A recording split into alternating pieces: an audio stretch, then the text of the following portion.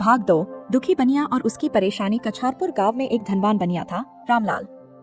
वह व्यापार में अत्यंत कुशल था और वर्षों की मेहनत से अपार संपत्ति अर्जित कर चुका था। उसके पास कई बड़े बड़े गोदाम, अनाज के भंडार, घोड़े गाड़ियां और नौकर चाकर थे।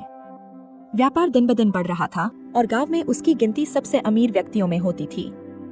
लेकिन इसके बावजूद रामलाल के मन में एक अजीब सी बेचैनी थी। वह हमेशा चिंता में डूबा रहता था। हर समय उसके मन में डर समाया रहता था। अगर अचानक मेरा व्यापार ठप हो गया तो? अगर किसी दिन मेरे बेटे मुझे छोड़कर चले गए तो? अगर मेरे नौकर मालियों ने मेरे साथ विश्वासघात कर दिया तो?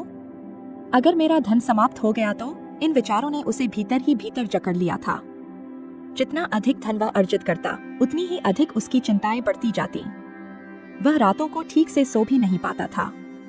हर छोटी छोटी बात पर वह परेशान हो जाता। व्यापार में कोई हल्का नुकसान होता तो वह घबरा जाता और अगर कोई नौकर छुट्टी मांगता तो उसे शक होने लगता कि कहीं वह दूसरी जगह काम तो नहीं करने जा रहा।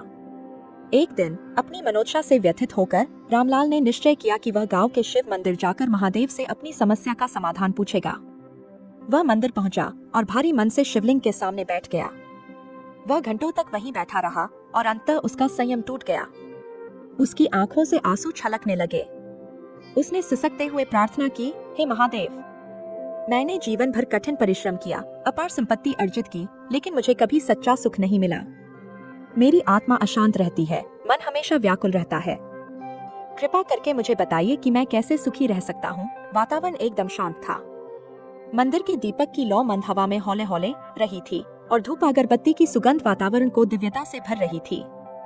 तभी अचानक मंदिर के शीर्ष से एक सफेद कबूतर धीरे धीरे उड़ता हुआ नीचे आया और रामलाल के पास बैठ गया। यह वही कबूतर था जिसे गांव वाले महादेव का कबूतर कहते थे। रामलाल ने अपनी आंखों के आंसू पोंछे और आश्चर्य से कबूतर को देखा। ऐसा प्रतीत हो रहा था मानो वह उसे ध्यान से देख रहा हो, उसकी पीड़ा को पढ़ रहा हो।